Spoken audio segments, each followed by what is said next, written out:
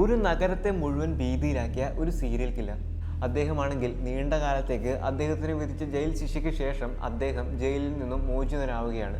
ഇനി അദ്ദേഹം ജയിലിൽ നിന്നിറങ്ങാൻ ഇനി ഏതാനും ദിവസങ്ങൾ മാത്രമേ ബാക്കിയുള്ളൂ. എന്നാൽ വർഷങ്ങൾക്ക് മുമ്പ് അദ്ദേഹം നടത്തിയെന്ന് പറയുന്ന ആ കൊലപാതകം അതേ രീതിയിൽ അതേ പാറ്റേണിൽ വീണ്ടും ആ നഗരത്തിൽ കണ്ടുവരുന്നു. ജനങ്ങളിൽ ആ പഴയ ഭീതി വീണ്ടും വരുന്നു. അങ്ങനെയെങ്കിൽ ആരാണ് ജയിലിൽ കിടക്കുന്നത്? യഥാർത്ഥ കുറ്റവാളിയെ അല്ലേ ജയിലിൽ ഇട്ടിരിക്കുന്നത്? അതോ പുറത്ത് നടക്കുന്നത് ഒരു കോപ്പി കാറ്റ് കില്ലറാണ്?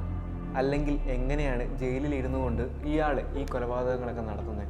ഇത്തരം കാര്യങ്ങളുടെ ചുരുളഴിക്കുന്ന ഒരു സിനിമയെ കുറിച്ചാണ് ഇന്ന് പറഞ്ഞു വരുന്നത് twin murders the silence of the white city എന്ന് പറയുന്ന സിനിമയെ കുറിച്ചാണ്. അപ്പോൾ ഏവർക്കും സിനി ലോഞ്ചിൻ്റെ മറ്റൊരു വീഡിയോയിലേക്ക് സ്വാഗതം.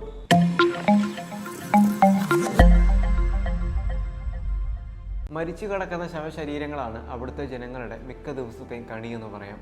ഒരേ പ്രായമുള്ള ആൺകുട്ടിയെയും പെൺകുട്ടിയെയും ദിവസങ്ങളോളം ഫോളോ ചെയ്ത് കില്ലർ നിശ്ചയിച്ച ദിവസത്തിൽ വ്യക്തമായ പ്ലാനോടെ അവരെ കിഡ്നാപ്പ് ചെയ്ത് നഗ്നരാക്കി കിടത്തി അവരുടെ വായിലേക്ക് ജീവനുള്ള തേനീച്ചയെ തുറന്നു വിട്ടുകൊണ്ട് വളരെ ഭയാനകമായിട്ടാണ് ഓരോരുത്തരെയും ആ ഒരു കില്ലർ കൊലപ്പെടുത്തിയിരുന്നത്. എന്തിനാണ് ആ ഒരു കില്ലർ അങ്ങനെ അവരെ കൊലപ്പെടുത്തുന്നത്? എന്താണ് കില്ലറിന്റെ മോട്ടീവ്? ആരാണ് ആ ഒരു കില്ലർ? ജയിലിൽ കിടക്കുന്ന അദ്ദേഹം എങ്ങനെ പുറത്ത് വീണ്ടും അതേ രീതിയിലുള്ള കൊലപാതകങ്ങൾ നടത്തുന്നു? കൊലപാതകത്തിന്റെ പാറ്റേൺ എല്ലാം ഒരേപോലെയായിരുന്നു. ചില പ്രാചീന മതഗ്രന്ഥങ്ങളിലെ ആശയം ഉൾക്കൊണ്ടുകൊണ്ടിട്ടാണ് അദ്ദേഹം ഇത്തരം കൊലപാതകങ്ങൾ നടത്തുന്നത് എന്ന നിഗമനത്തിൽ പോലീസ് എത്തുമ്പോഴും എന്താണ് കില്ലറിന്റെ യഥാർത്ഥ മോട്ടീവ് എന്ന് കണ്ടുപിടിക്കാൻ അവർക്കാകുമോ? തുടങ്ങിയ കാര്യങ്ങളൊക്കെ ചുരുളഴിക്കാനാണ് ഈ സിനിമയിലൂടെ ശ്രമിക്കുന്നത് തന്നെ പറയാം. തുടക്കം തൊട്ട് അവസാനം വരെ ത്രില്ലടിച്ച് കാണാൻ പറ്റിയ ഒരു മനോഹര ഇൻവെസ്റ്റിഗേഷൻ ത്രില്ലർ ചിത്രം കൂടിയാണ് ഈ ഒരു ചിത്രം. ഒരുപക്ഷെ നിങ്ങളിൽ ഭൂരിഭാഗം ആളുകളും ഇതിനോടൊക്കെ ഈ ഒരു ചിത്രം കണ്ടു കഴിഞ്ഞതായിരിക്കാം. കണ്ടു കഴിഞ്ഞവരാണ് നിങ്ങളെങ്കിൽ നിങ്ങളുടെ അഭിപ്രായം തീർച്ചയായിട്ടും ഒന്ന് രേഖപ്പെടുത്തണം. അത് കാണാൻ പോകുന്നവർക്ക് ഒരു ഉപകാരപ്രദമാകുമല്ലോ. ചിത്രത്തിൻ്റെ സിനിമാറ്റോഗ്രാഫി ആണെങ്കിലും ബാക്കി കാര്യങ്ങളൊക്കെ തന്നെയാണെങ്കിലും ഒന്നിനൊന്ന് മെച്ചമെന്ന് തന്നെ പറയണം.